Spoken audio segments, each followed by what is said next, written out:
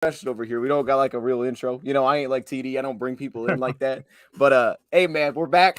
I see y'all in the chat. We did something little slick around here. I put the little Twitter links or the X links kind of around the page here. But man, we're here with Ville. You may have seen him before on the NFC North roundtable, which is kind of a thing that's popping right now. I'm super excited about that, man. He's filled in the last couple of shows and he was great. So that's why I reached out to you, because I went straight to you and I was like, yo, I want to get a Bears guy on. I've only done a few shows with like other teams, like guys that create content. And you held it down. So I was like, let me get Ville on here. I got your link in the description, by the way. But with that being said, I need you to let the people know like where they can find you at. Oh, you can check me out anywhere. Cross the names right there. I'm Ville from 3 Point Stands Podcast, host, creator, producer, etc., etc. Find me on Instagram, Twitter, YouTube, TikTok, even with the highlights and everything. I'm not just strictly Bears Central. I do a lot of Chicago sports, but any breaking news you might find on my YouTube shorts, my TikToks, my Instagram, etc. So don't just think that you got to come here and look for the basement dwelling Bears. It's all types of things going on, basketball, whatever. Shoot, if I see something happening in soccer, I might drop it in there. Okay, so I see, because I was reading your channel. You had like I can't think of what they called on the top, but it said like celebrity news, entertainment. So do you dabble in that, or is it mainly sports? Yeah, we talk about stuff like Andre 3000 flute album, you know. You know what I'm saying? Dropping that young Squidward action, you know what I'm saying? We talk about anything and everything. It just depends on how I feel. And most people, want to come for sports, but sometimes I might drop movies and other things in there just to get a discussion going within the show.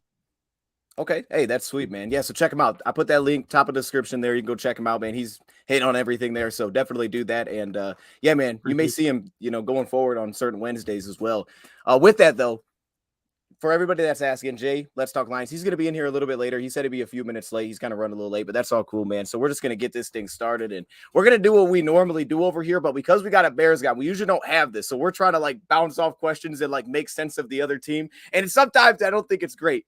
But because we have a Bears guy to hold it down, I'm gonna hit him with some questions immediately here, chat. Chat, if you guys have some stuff, throw it in there. We'll talk about the inactives as well. I see Stefan right here who says, we have no D line today. What's going on there? Okay, I'll hit on this real quick. So yes, Isaiah Buggs is out. It sounds like there's stuff going on that may not be just in terms of illness, because he's out for illness, which usually doesn't happen 3 straight days in mixed practice. So I'm hoping he's all right, but it sounds like it may be more other things going on that aren't putting out there to the public, but I don't know.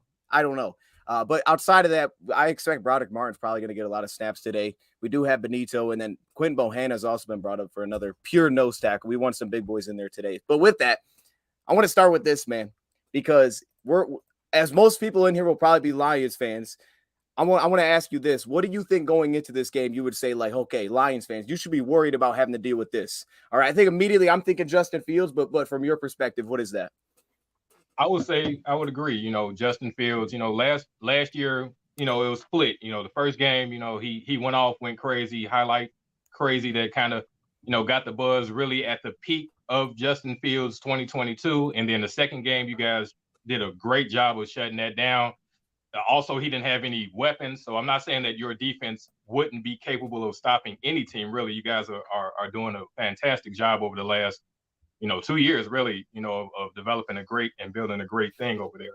I would say this year he's much improved in a lot of areas. A lot of people, including Bears fans, will say he's not the passer he should be, but he's improved in a ton of different areas. He's prior to injury, he was at 1,200 plus yards, 11 touchdowns, 6 interceptions, a 62% completion percentage, which were all highs, and going for career highs for a season before injury. By now he probably will be somewhere between 2,600 yards passing. So, we all know that his high has never been even close to that, and the year ain't even over yet. So I would say the combination of Justin Fields with the added weapons, we got DJ Moore, improved offensive line, finally, is gelling together. The protection that he should be able to get now that everybody's healthy, Braxton Jones on one end, on the left side, and then on the right side, we got the rookie Darnell Wright, who's been balling. And then we removed Cody Whitehair from the starting lineup, got Lucas Patrick, who does have his tendency of, falling over himself and tripping up other linemen, as I talked to you about on the show last on NFC North roundtable.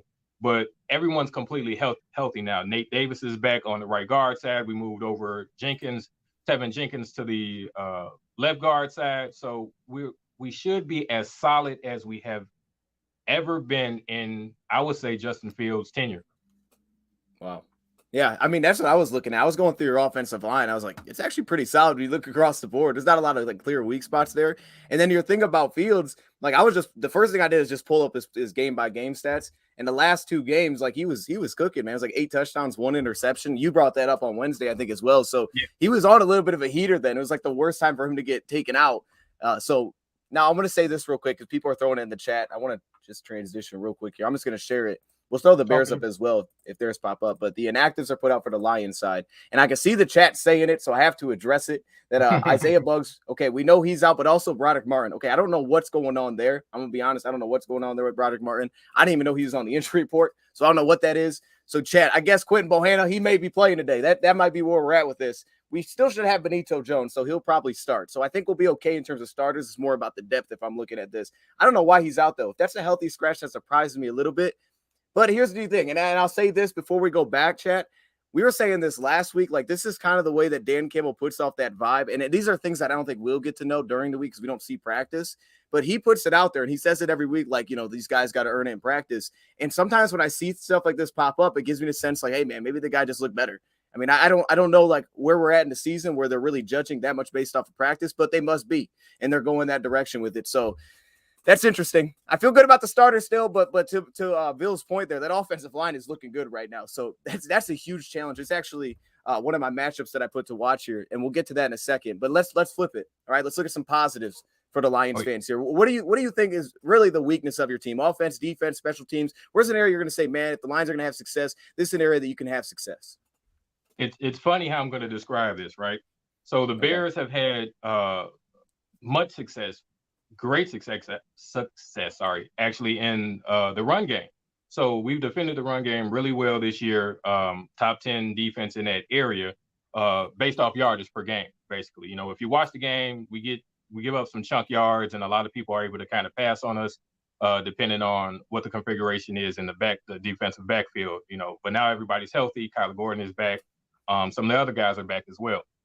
So we have a almost completely fully healthy DB, safety, cornerback area, secondary, basically. I'm sorry. So the run game with your offensive line, which is the cream of the crop, the top of the NFC North, and quite frankly, I would say neck and neck, if not better, this year than Philly's offensive line. From what I've been watching, I told you I watched that Chargers game because I got plenty of fantasy players in there. So I watched y'all go crazy with Gibbs and our old boy Demo. Once a Bear, always a Bear. But once you leave a Bear and you're still active, we kind of act a little funny, just like Roquan. But we know he's still a gifted back. He's a hard running back and like hard hitting, like lower the shoulder and lower the boom. But once he gets out in the open space, he can make people miss. He can break tackles. So I believe that this will be the ultimate test for us in regards to the run defense. Like I said last week, sometimes it looks like Jared Goff is on autopilot because the run game is so good. All he has to do is kind of game manage at times until there's a shootout occurring. And like last week, he looked like he was on autopilot until after the half and everything started getting interesting. And then Jared Goff turned it up and did his thing for the rest of the way. And it turned into a shootout, which I expected. So that's the one thing that I feel like is against you all, is the biggest weakness, is because we haven't been tested there yet. So we can be braggadocious and be like, oh yeah, we're top in the NFL with run defense, but really this is a test to see that I'm very all for and all hyped about, because we got Montez Sweat on one end, Yannick on the other end. We got the guys in the middle. Billings has been playing very well. Dexter is coming of age in his rookie year. So, and then our linebackers, TJ Edwards. Unfortunately, we won't have Tremaine Edwards. He's almost back. He just finally got back to practice, I believe, on Friday. But, Sanborn, Edwards, and the other guys, we should be able to kind of have a nice front seven. But that's the ultimate test where I feel like you all can kind of take advantage where as long as you all continue that going, and if we're not like putting up any points, and you all can keep just using the run game and not have to overstress yourself, eventually something is going to give. And you guys have, like I said, probably the top offensive line in the league. So I feel like that's what's going to be our fault. If we're not putting up points and y'all continuously run, then it'll probably be one of those, slow games, and eventually we'll break kind of like last year. But it shouldn't be as bad as last year's second game where y'all tore us the freak apart, because I don't know if you swear on your show, so I don't want to I don't want to but I know, but do what you got to do, man. If you got to lay down the statement, lay it down, man. I just dropped one down, F-bomb, y'all tore us the fuck up that second game. You know what I'm saying? So I can't even stunt. Gotcha. So, that's my fear. We do have much more talent than we had last year, and over the last 4 games, we're 2-2, and it seems like everything is gradually improving, but not to the level of, expect us to make a run type of thing, but at least we look good. We're starting to look more competitive. So I think, long story short, I know it's been a long answer, but I feel like I have to detail all of those parts, because everybody in the chat will be like, y'all suck. Don't y'all run game. No, I'm not that homer. Like Dion knows, I'm not that much of a homer, even though you see all the stuff in here and everything. Like, I'm a fan. It looked good, but I am a realistic fan. So I think that's the area where you guys can exploit. Obviously, once y'all pass game going, Ben Johnson is a crazy innovator, but I think if y'all beat us down with the run game, we're probably eventually by the third, fourth quarter kind of have to lay it down. So let me do a couple things here. First thing that this just came up, I don't know if you guys can see it, but your inactives just got posted, and I thought this was interesting because I don't see Tremaine Edmonds on there. Was there like some update, or do you think he might be playing, because I don't see him on this list? That is interesting, because he did just come back. It might have been something recent. Me and you were just trying to get ready. So usually the inactives come at about 10:30. So I didn't get a chance to glance at that. So if he is playing, it's going to be interesting. I don't know if maybe they'll keep Sanborn mixing in with him while he, gradually gets in. It's kind of crazy to say on defense he might have a snap count, a pitch count, or whatnot. Sanborn has played well. TJ Edwards has 110 plus tackles on the year already. So when everybody talks about Roquan and his tackling ability, like TJ is a dog in itself. So it'll be interesting to see how they place him in there, or if maybe they just bring him in there for coverage downs, or vice versa, run with Sanborn, play off each other. But it is interesting. I would love to see him out there, because we paid him all that money. We need to see him be a difference maker in a game like this. Yeah, to me, it looks like you guys are getting pretty healthy here. So, this is going to be interesting. And to the point that you just made, Steve, this is how I felt when I was watching, because I see your stats too, right? You guys allow 3.2 carry, like 70-some yards a game. Like, the rushing defense stats are incredible. But then I watch them, and maybe this was a little bit of the Chargers game, like you said, where I'm sitting back and I'm watching how we ran against the Chargers. And there's a part of me that's like, you know what, though? I still think we could have some success here. I get the numbers, but I see that. And this was interesting. So I put this I just put this little graphic together. These are like my matchups to watch, for this game. And for me, man, the one, and now Broderick Martin's not playing, so I guess that one doesn't make any sense. But for me, then the one in the middle, Frank Ragnow against Billings there. Like, what you said about Billings, I think he's just been like, he feels like just such an underrated piece for that defensive line. Absolutely. Like, he pulls it all together. Like you said, like with Montez Sweat, you're not going to have the same, he's a legit run defender. But in the interior, it feels like that's the guy that you have to start with. I want to ask you this as well, because this is something I'm just not sure as a Lions fan. So the cornerback position, I know statistically you kind of touched on it there. The stats aren't as good in that area. And it feels like you guys have a really solid group, cornerback, safety. Eddie Jackson's big time back with that defense. But what should we expect? Who should we expect to see out there? This is what I'm asking. Who should we expect to see out there opposite of Jalen Johnson? Who's the other corner that you think will be playing in this game? Oh, it's going to be Tyreek Stevenson. He's going to be playing opposite. Kyler Gordon will be mainly slot. Trying to remember on the inactives. I think I seen Terrell Smith. It would be nice to see him out there. Let me see. He might be back too. Oh yes, we've been that young kid, and he hasn't had much time to show, but over camp, we went to an exclusive training camp for season ticket holders and thing. I ain't balling like that. I was blessed. A lot of my followers, and I don't like calling them fans, but a lot of my followers hit me up and say, hey, go check this out. I can't go, give us some clips, give us some video and stuff like that. So I'm blessed to have some great people that follow me and support me. so I went to a few of the training camps and practices and in a preseason game, and Terrell Smith is a very underrated fifth round pick, and probably should have went higher. So it'll be interesting Yeah. to see if he mixes in with Tyreek Stevenson, because Tyreek has had that tendency of gaffes, like big plays thrown against him, missed tackles, things of that nature. But he is a hard nosed player. When he's active and he's on point, Tyreek can do his thing. But it'll be interesting to see how they bring him in and kind of substitute here and there for different packages, Terrell Smith and Tyreek Stevenson. But those two will be the ones on the opposite end of Jalen Johnson. Yeah, because that was the position I was super curious about. Because when watching, that's the first thing I circled is like the stats aren't there, but they don't have a ton of like glaring holes outside of, I felt like, Tyreek Stevenson. Like he felt like the guy that you could do some work on, and having Terrell Smith, to your point, like he went 5th round, but man, what he was doing at Minnesota, like he was good at Minnesota this last year. He was just super under the radar. And then Tyreek Stevenson, I'm super interested in that because if he gets to start, I just know that Antoine Green, right back in college, had success against him vertically. So I'm just wondering if this the week that Terrell Smith gets some snaps. Has he played the season at all in the regular season? I think he's played a couple of games and then got hurt. I forgot what the injury was exactly, but we've been missing him. We've been talking about him every week. Like the kid was on his way. And actually during camp, up until the first game of the year, it was a question mark. Like, will he take Tyreek Stevenson's spot already? Like it was crazy, the competition that they had over the offseason. So it's good to have him back, though. Okay. Yeah, that's something to keep an eye on, man. I think that's one of those matches. We got Let's Talk Lions joining us now. How you doing, man? Bro, like the jacket. You look good. Oh, thanks, man. Just got back from church. Everything's wild. Nothing wants to work upon getting home. There's nothing like it. But Dose, good to see you. And Ville is there. You go. Hey, if you want to speak that into my existence, we can all go ball out and party in a villa. You know what I'm saying? Who's giving away villas? I'm not doing no timeshare. Let's go. How would you pronounce it? I see you got the throwback. I see you got the throwback jacket on. We vibing. Where you at, Dose? Where you at with the throwback jackets? Mine's got like a little rip in it, so I don't wear it right now because I feel weird when I put my arm up, so I'm not trying to make that worse. So I'm just rocking the shirt, just the shirt today.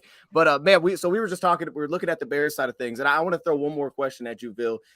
This is specifically like, because I threw this list up of matchups to watch. And while I'm doing this, my man, Let's Talk Lions, you guys know who he is, man. You know where he's at. Go definitely check out his channel, man. He's been rocking with us for a lot of these pregame shows. And I feel like it's usually been good luck when he's been on here. So, if I'm just saying, this needs to continue to happen. So show some love, Let's Talk Lions. That way he's like, oh, snap, look at what that show did. So with that, though, when I'm looking at these matchups, what would be a matchup that you would circle? Not even if it's any of these, just like any matchup in general, or maybe there's like a player you're like, if this dude has a big game, this is going to be a difference maker for us, Ville. Who would that be for you in this one?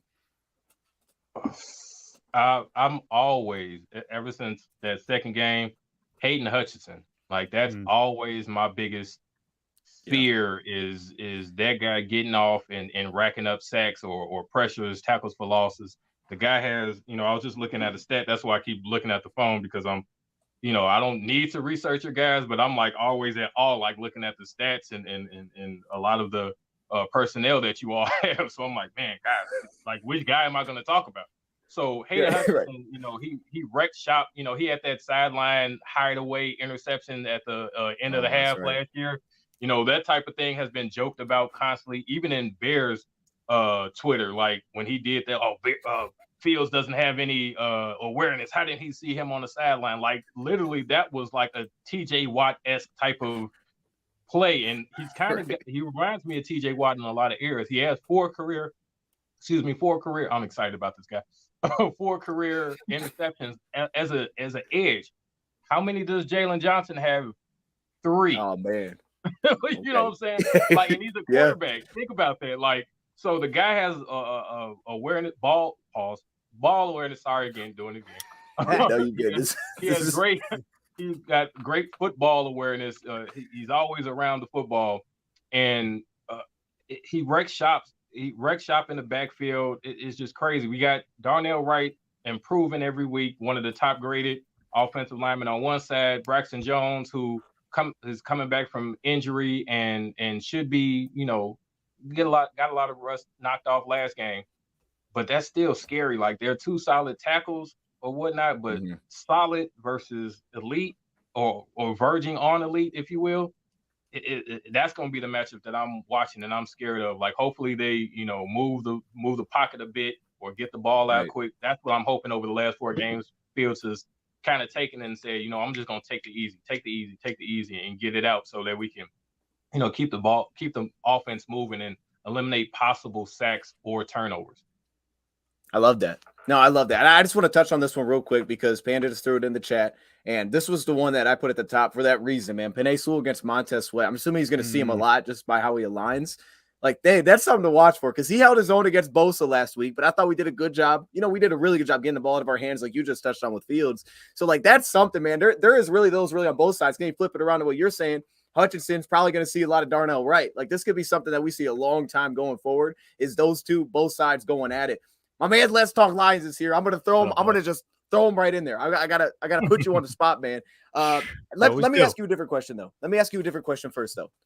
All right, I want to ask you about the receiver position. So I think Phantom just threw in the chat. I'm gonna re-put the inactives on the chat real quick here for anybody that's just joining for the Lions side of things. We got some surprises maybe on the defensive line, but Antoine Green is inactive this game, healthy scratch. So we know Jameson's up. Donovan Peoples-Jones, assuming he's making his debut in this game. Are we going to see a reception from DPJ? Ooh, I honestly completely forgot about him. Thank you for that reminder. Oh my God. That the only thing we did at the trade deadline. And meanwhile, you forgot. Ville, dude, you guys going and snagging Montez Sweat. Like, I am wondering from a Bears perspective, because I only have one friend out here who's a Bears fan. I was asking him about it. What was I know I'm turning this dose. You asked me a question, but I'm turning on my man here, Ville. What went through your mind the moment you guys were buyers at the trade deadline? Like, as a Bears fan, what went through your mind? Man, I was stoked because to me, in a sense, it showed a little bit. Like, a lot of people want to, say that Fields isn't the guy, but once you become a buyer, it's almost like, we know our guy is hurt. He'll be back in a few. Let's see what the second half. That's what it kind of signified to me. That we're going to see what happens this second half once he's back. We're going to add to, and if he doesn't do anything, at least we've added a top tier talent to the defensive line. We've been trying to find somebody for the trenches. We thought Yannick would be the guy. He's only got like 1 or 2 sacks on the year. Rarely gets pressure, but also, we don't really have that other guy to kind of take the pressure off of him. Having Montez Sweat here, obviously he hasn't had the signature sack moment that we want to go crazy over, and a lot of Bears fans even say, like, I attack my Bears fans more than I attack outside, because I don't care about outside noise. Like, I don't. Of course, another fan base is going not like the Bears, but like Montez Sweat has been heavily in the backfield, constantly giving pressures. I believe he has about 10 plus pressures since he's gotten to the Bears.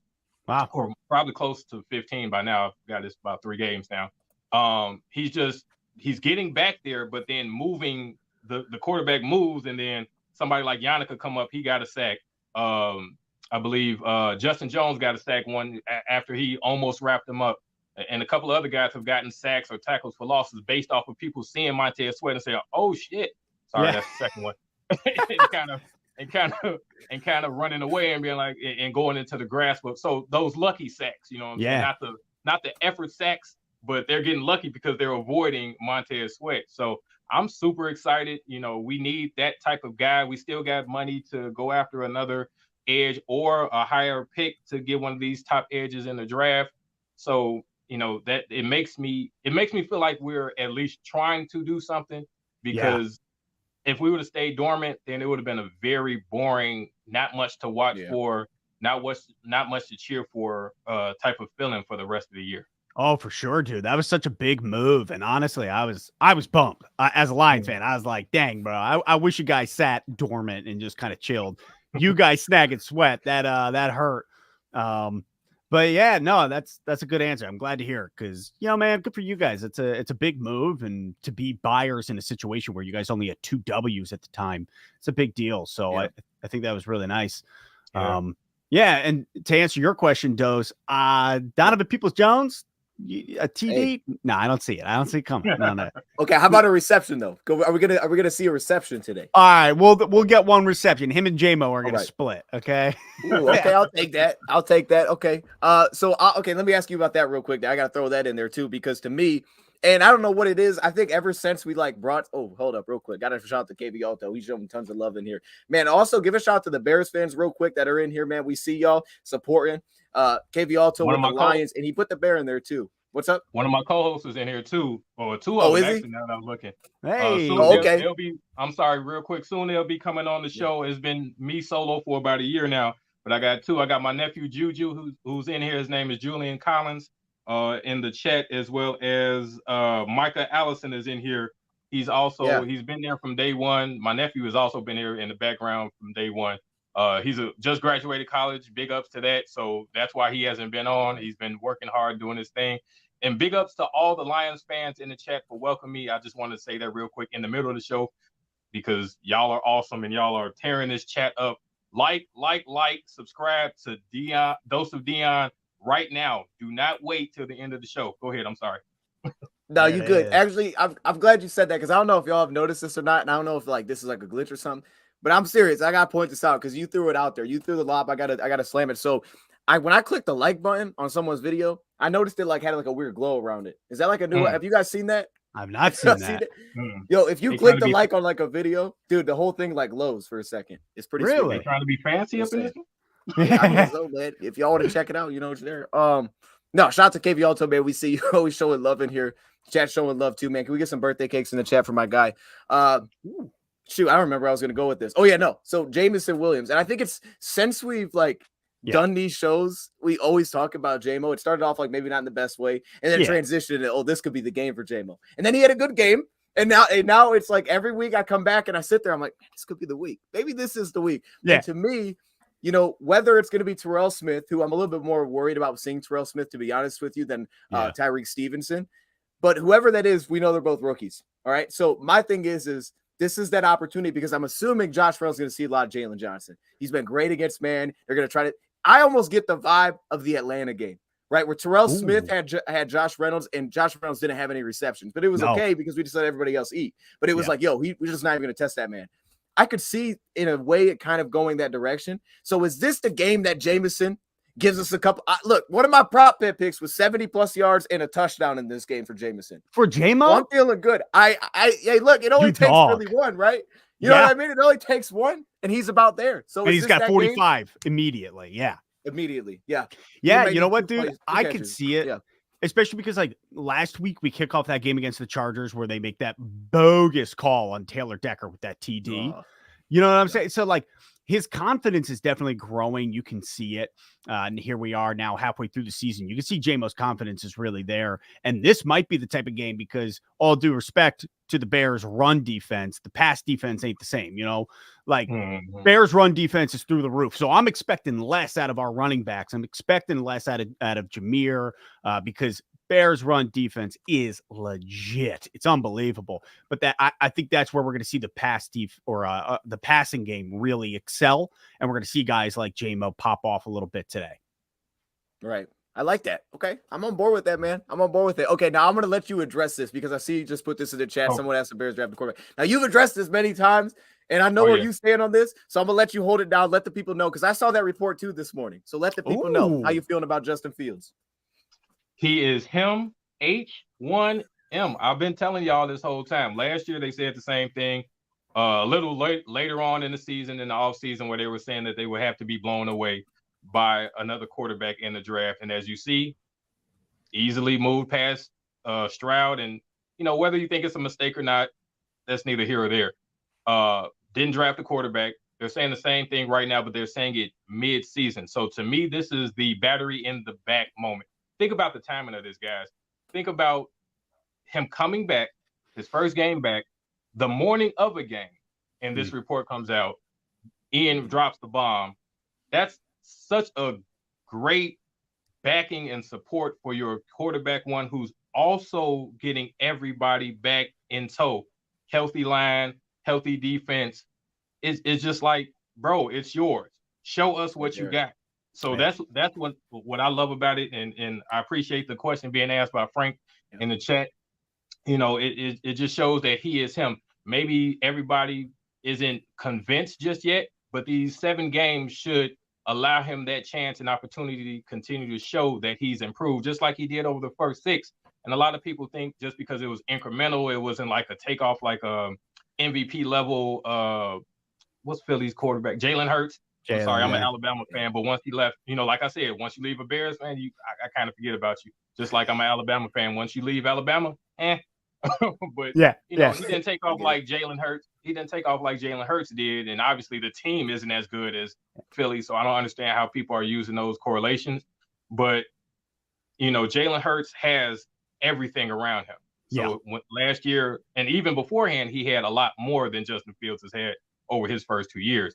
So I didn't expect that huge of a leap, for MVP caliber level improvement. But I did expect, an improvement in all the numbers I listed earlier. Touchdown to interception ratio, the pass yards was already up. He was over, it doesn't sound great. He was over 220 or so yards per game, which last year, you've seen times where he was at like 150 averaging up to the end of the year, 140 or whatnot, based on, however the game plan was going. So he's up in those numbers. At the time, he was leading the NFL in touchdowns at 11.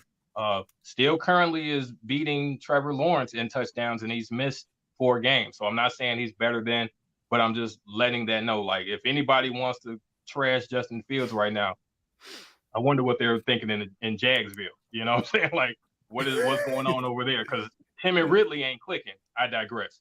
So, to me, you didn't have to throw that out there. That's tough. Any Jacksonville fans, man, they're just catching it right now. They were not expecting that this morning. Not here. That's they crazy. Can catch all these strays. They can catch these hands too if they want to. But it's all about NFC. What did y'all do to him? we the NFC North. It's tough up here. Don't come up here with that soft, warm weather stuff. Bro, Ville, I'll just say this just because I think it is worth saying. If there's one QB in the North that I have been afraid of, it has been Justin Fields. And I don't think Fields gets enough credit because everything you just laid out is so accurate, where the Bears, the pieces that have been around him have been non-existent in so many ways. You look at a guy like Hurts in Philly. I think it's a great example. Fields is the type of guy where every time we play the Bears, I'm straight up like, this is a losable game because of Justin Fields. And the way that we struggle against mobile QBs, the way we've struggled against mobile QBs, Justin Fields, and maybe Lions fans don't want to hear it right now, but I don't care. He is dangerous. He really is. And the moment I heard he was playing this game, I was like, son of a B, here we go. Of course. like, of course. Fields always scares me. I think he is dangerous. And I got to hand it to you guys. I really think the Bears should not move off him yet. It would be wild if they did so. I think he's got a lot of talent. And just to kind of piggyback off that, if I can, Dose. Yesterday, I think I made the video Friday or whatever, and I posted it on Saturday, I believe, or something like that. Saturday, whichever one I did. But Eberflus came out, and the first thing that people hear is him use the words play as Justin Fields as they expect. He used the word expect too. So people thought, he's kind of down, kind of just saying, hey, it's not a good faith statement. It was just like, we expect him to play good. He hasn't. And I don't think that's what he was saying.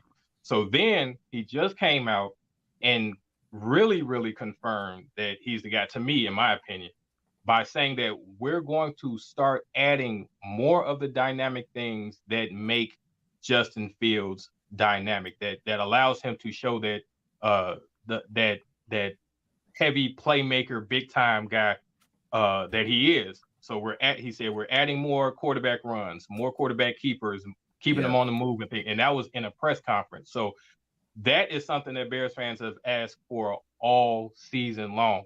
It came with, once we seen Tyson Bagent come in and all of a sudden see him moving on bootlegs and throws off the move and quarterback keepers and quarterback option runs and things like that with Deontay Foreman. Seeing somebody shout out Deontay Foreman. He's been huge.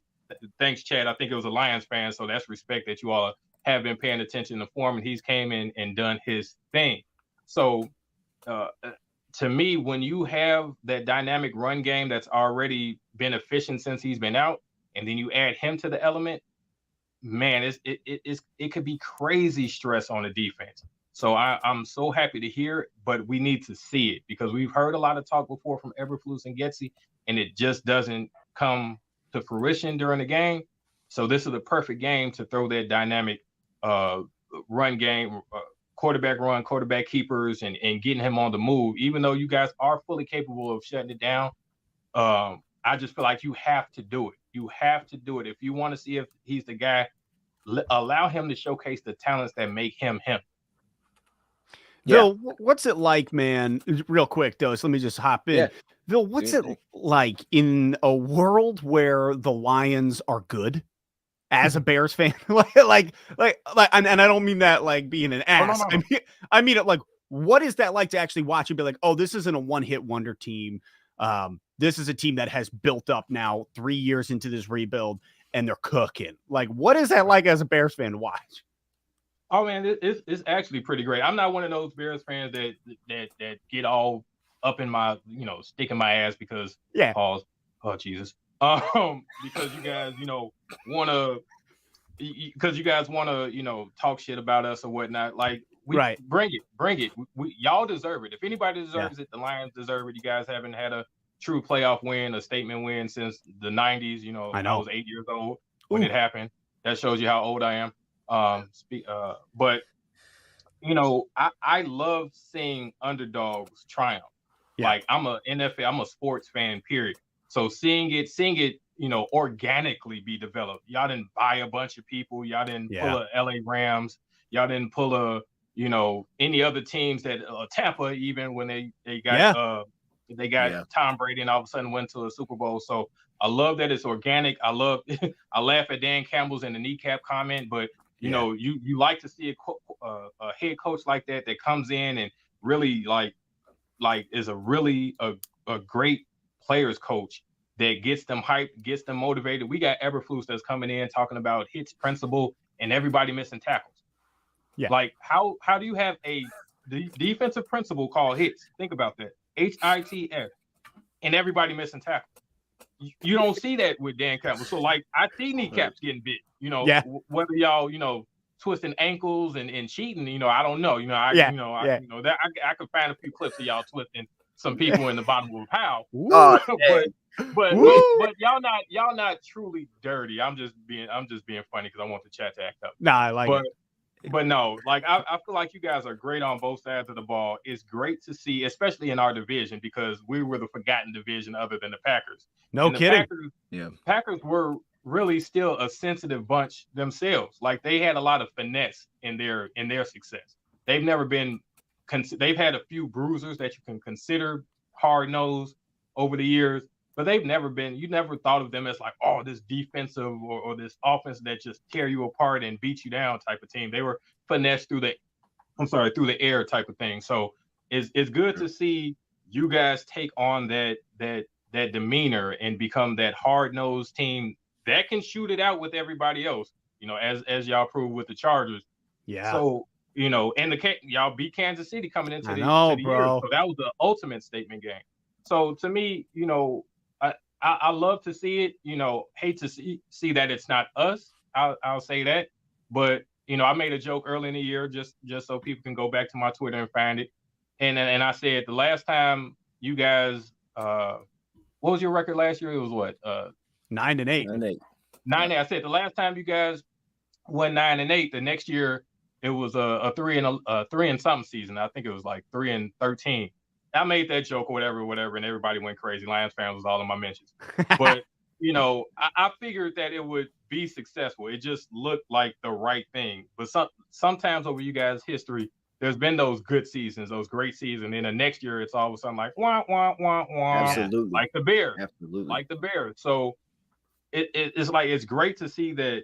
It wasn't a Minnesota Viking-esque type of thing where it was fluky. Yeah. And I kept saying that last year. It was majorly fluky over and over again with those wins. Then they come in this year 0-4, And I'm like, see, I told you. And yes, they're having success now. It's some great coaching going on, but it's not with their main players. When their main players were in, they were not good. So a lot of this seems like fool's gold again. Like you guys, the Vikings, I'm sorry to talk about them because they're not a part of this conversation, but I'm just talking about the division and how great it looks for you all, that it's solid. It's not fluky. It's not Vikings-esque or the Bears 2018, and then you see our steady fall over the next few years, all the way down to 6-11, down to 3-14. So, you know, I love it. I'm sorry I'm long-winded, but I'm very impressed. Dose of Dion knows at the last conversation we had on the show Roundtable, I was singing their praise. You know, I may have a joke or two, but you guys are so impressive. I wish it was us. Man. Okay, I want to ask y'all both this real quick. This is kind of like my last main question here because we're talking about matchups and we're kind of going through that. And I think what you said about Fields statistically and where it's kind of went, and I'm watching that Denver game and the amount of like chunk plays they're able to pick up in that one. Now, throughout the season, good at denying those, but last week they started opening them up with Keenan Allen, and then this week, you know, you have the Bears who were opening them up for 2 weeks there with Fields, where I think in that, if I remember right, the Denver game, he was only 15 of 29, but the dude had 4 touchdown passes. Like, it was just chunk plays. So when I look at this, I'm like sitting back thinking, man, it's about first down and second down, because all that play action stuff they do, it's going to come early, and you have to find a way to not give up the chunks early, and then of course the run game, which is so difficult. Because let's talk about, I mean, we've seen it now, right? This is why you're scared of him, right? Because it's so multiple. Like, literally everybody get the ball. And now they have 2 really good running backs. Khalil Herbert returns. So I want to ask you guys about this matchup. This is a matchup that I'm circling. I wish we could see Mosley in this matchup, but Cam Sutton, I'm assuming, is going to see a lot of DJ Moore. And this is something that we haven't seen, but this is also a matchup, and we'll see, you know, going forward. This could be something that we see for the next few years, like these two going at it. So what do we expect from that? I mean, I want to ask you first, Ville, because when you're looking at this, how would you, if you were like playing the Bears, say, man, here's how you slow down DJ Moore. At least here's how you take him out of the game. Here's how you make him not as effective in this game, right? And then I'll ask Let's Talk Lions kind of a similar question. Ask Luke Getsy to call plays, because he has I'm going to be honest, like any Bears fans in here can let you know, y'all talk about it in the chat. Getsy has a way of game planning him completely out. There are so many different things like that DJ Moore can do. I'm sorry. DJ Moore can line up in the backfield. He can line up in the slot. He can line up outside. He can shoot. He can take the snap directly, you know, on some Wildcat stuff. So there's so many different ways you can put the football in his hand and allow him to be a dynamic playmaker or a playmaker in open space.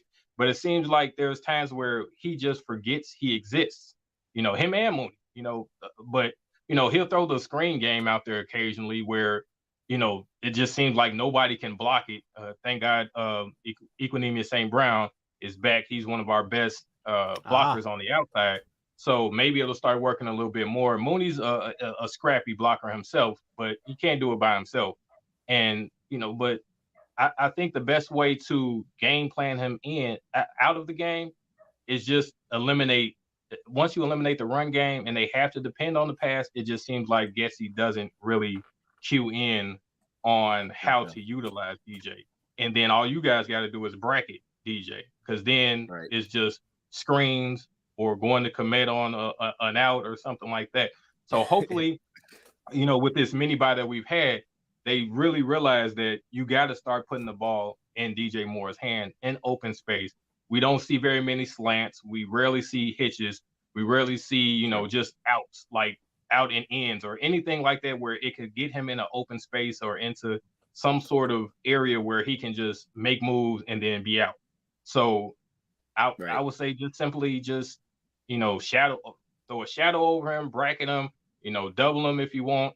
But I think a lot of times once the game gets going and Getsy starts becoming or getting to his Nagy-esque era where he just feels like he's a mad scientist, he forgets that DJ Moore exists. But hopefully that doesn't happen today. No, Let's Talk Lions. I want to give you this in 1 second. I just want to say this because, like, for me, like the overarching thing, and I think it's really the last 2 games that we played against Chicago, right? It's like you go back to last year, we have 1 game that's down to the wire, right? Fields is taking off, he scored a touchdown, we have to go back and forth. Then we play at home, and you see us you see the scoreboard, it's like, man, we dominated that one. But if you really, like, when you go back, you're like, they did score on the first 2 possessions. Like, that was a back and forth early, and then we went in a half with a 2-score lead. And I thought that was the difference. Like, build up a lead against them. To Ville's point, you just kind of take out that passing game that they can kind of live in, and then it starts to get a little tough. And I think Glenn's had a pretty good plan coverage-wise. So what about you? I mean, what's your concern level? Let's talk Lions. What's your concern level with DJ Moore? Really all their pass catchers. Like, who would you circle there? Like, what are we looking at for this one that you're worried about for that? Well, I mean, it's funny because so you're asking this question. We're talking about Cam Sutton. We're talking about the secondary and their job. I really think most of it's going to, if you ask me, the hinge defensively is Alex Anzalone. And it's what we're doing in the middle. It's that linebacker core. And I think Alex Anzalone has to be lights out today. And I will say this, all year, even the Chargers game, the first half of that Chargers game, I was listening to on the radio because we were driving home and listening to Anzalone's getting named. His name is getting called over and over and over again by Dan Miller. And you're like, this guy is just all over the place. And he had a great game in that first half. Right. And then that second half, we start to struggle and Justin Herbert turns on. He's finding Keenan Allen. He's finding Allen everywhere. And they just start, it becomes a shootout. Right. And so in the same way with this game against Fields, I think Alex Anzalone will be key both on the air or in the air and on the ground and matching up to Fields with blitz packages and with stopping him when he's on his feet and he takes off. I think everything hinges. And I don't want to put it on one guy. So I would say a lot hinges, not everything. A lot hinges on Anzalone in this game. No, I love that. Let me just say, I absolutely love that because you just broke it down. You broke it down really well. Hey, man, that would take me way too long to explain. But, like, the amount of usage Alex Anzalone is going to be thrown in, whether that's coverage, all the rollout plays, right, the communication. You talked about when he takes off to run, like, he's got to deal with that too. He's going to be in everything. And then when you want to simplify it for him, okay, now you have to match up with Cole Kmet. Like, this just like, you know what I mean? So, I love that point. Let's go to this. Let's transition now. Kind of final part here. Let's get some score predictions. Chat, throw them in the chat. I want to see some scores. I'm going to go to you first, Ville, our guest on the show. I need a score prediction. Now, look, if you want to take the Lions to win, we understand it. All right, we understand it. I get it. You're a Bears dude. It looks good. Like, look, the background looks clean. You got the jacket. I don't even got a jacket on. But I understand if you're sitting up. Look at he's got the cup. Oh my God. If you want to take the Lions, take the Lions. All right. There's no issue with that. So we understand if in the back of your mind, you're like, oh, looky that. Let's go. I don't think we're gonna get it. All right. Can you give us a score prediction? What are we looking at for this one? All right, you know how realistic I am, Dose. I don't tweak out. So I would love a win. So my optimistic side would say Bears win 31-28. It's a real close game, a mini shootout. That's my optimistic side. Hoping that the improvement that we've seen on offense, the run game improving, hopefully the pass game can click and we can get DJ Moore and Mooney, because Mooney has been very involved lately. And we've even gotten Tyler Scott involved, which is a surprise. And we need that guy. Once Claypool was gone, we started to add him in on end arounds and the middle of the field throws down the field. So that's my optimistic side. My realistic side, I feel like this will probably be about a 31-17 Detroit win. My realistic side, I hope they don't try to do too much with Fields and get him killed, trying to save their jobs as well as trying to prove that he's the guy. So I'm kind of in the middle where I feel like they're going to kind of ease him in. They're going to have those run plays and designs, but they're going to try to keep from making mistakes and doing too much and try to, like I said before on the show earlier on Wednesday, slow the game down, stick to that run game, kind of keep you guys on the sideline, your offense on the sidelines, and it might end up being a lower score game than I'm expecting or I'm thinking. But hopefully, if that's the case, there is a chance that you guys might have one of those breakaway plays, those big plays that kind of opens up the game, and then we're just stuck with the middling run game. Yeah. So, okay. Let me say this. This is like the third time this happened. Let's talk Lions. He was doing this first. First off, he was the guy that was stealing my predictions. All right, now I get Bill on here for the first time, and he's stealing my prediction. Now, you can't read this handwriting, so I'm going to try. But you took what I had wrote down. That's my same exact score prediction, your realistic side there. Let's talk Lions. What do we got? I got 31-13. Lions win 31-13. I think we're going to see blowout, man. Yeah, I think 2 field goals from Chicago and a TD. Wow. Okay. Well, there you go, man. Yeah, I got We're not friends 31-17. anymore. but hey, Hey, man. it's Justin Fields. Anything can happen, man. I'm serious when I say that. This is true. Yeah. This is true. Like I can see. I think this is gonna be a really good first half. Like I can see this thing close. Yeah. I think it could be tied at halftime. My thought is that in the second half we can get a little bit of a lead, then things can kind of pull away from where they're super comfortable. That's what I'm hoping for. Because if this thing stays neck and neck the whole time, this didn't go down the wire just like last year. First off, we got Ricky Bobby in the chat too, so we got to give that a shout out. Wasn't expecting to see that today. You know, I didn't know he'd be in here, but he is. So we got to point that out. Hey man. I'm gonna put Ville on the spot with this, but before I do, you know where we're going. You know where we're going with this. Let's talk Lions, man. You got anything else you want to throw out there? Anything in general? Yes, I actually picked up the Hogwarts Legacy game. It's freaking phenomenal, dude. I love it. Okay, I love it. If you're a Harry Potter fan, highly suggest it. Can't believe how good it is, and I know that's what we all came here to talk about. No, I'm glad you should have brought that up when you first came in. I should have waited. I mean, we're 50 minutes in, and now you're bringing it up. No, look, hey, it's gotten good reviews, so you know what? I'm not mad at it. The details, Ville, man. That's all I gotta say. Go ahead. No, I mean, look, the spells, we got it, man. Hey, no, okay. So, Ville, I gotta ask you this. This is what we do. Now, put you on the spot. You got to give us some words of wisdom on the way out for the people sitting in the chat. I think you got something good. You've been killing it today. Everybody, close your eyes. Don't let someone else's emotions dictate your actions. Period. Oh, man. Wherever you're grinding at, whether it's at the job, at home, you know, which if you're married, if you have a girlfriend, your kids or whatever, do not allow someone else's emotions to dictate your actions or your activity.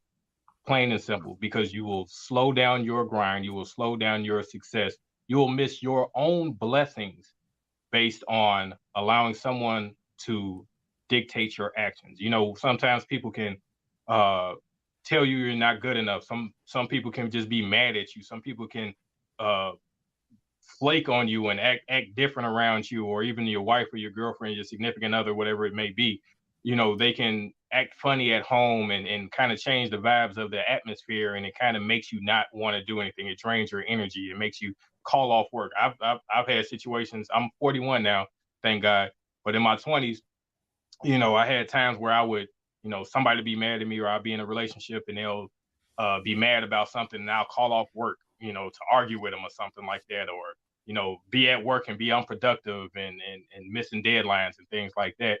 So I would just say that's always key. That's the thing that I wake up every morning thinking of. I'm not letting a family member of no sort, you know, obviously your wife, your husband, your significant other, you know, you want to talk those things out, but don't allow someone draining. My wife is the epitome of not draining me. She will hold things in. She'll wait till I'm done with an event. She'll come and be the biggest cheerleader, and then we'll have a nice conversation the next day. She'll let me have the highest, even with her work. And I'm sorry if I'm being long-winded with it, but even when she goes to work and has a bad day, she'll come home and be like right now, I know as soon as I get off the show and I'll head upstairs to go to my car, because I got an event, I got to go out and shout out DJ Chosen, who's my cousin, who's a DJ out here, one of the biggest DJs in Chicago. We got an event. He's got an event, I'm sorry, that I got to get to after this. He's DJing the event. As soon as I get up to go out to get to the car, she's gonna ask me, "Hey, how'd it go? How did everything go with the show? How was Dose of Dion?" Da, da, da. Like she's in the chat. She's actually talked a few times in the chat. She never brings me like bad energy. She never comes home like, you know, she'll wait until like the show we had on Wednesday, for example. She waited till the next day to tell me that she had a bad day at work and several things were happening, but she talked about just the show, what she liked about the show, that she liked Dose of Dion. Hopefully we can work together. She liked, you know, all the other guys that was on the round table, but she talked about all of that stuff. And I didn't know there was a problem until the next day when we woke up and we're getting ready for work, and she asked if she can lay some stuff on me and vent. So do not allow people to drain your energy. Don't let their emotions dictate your activity and your success. Man. Hey, that was one of the best ones. I believe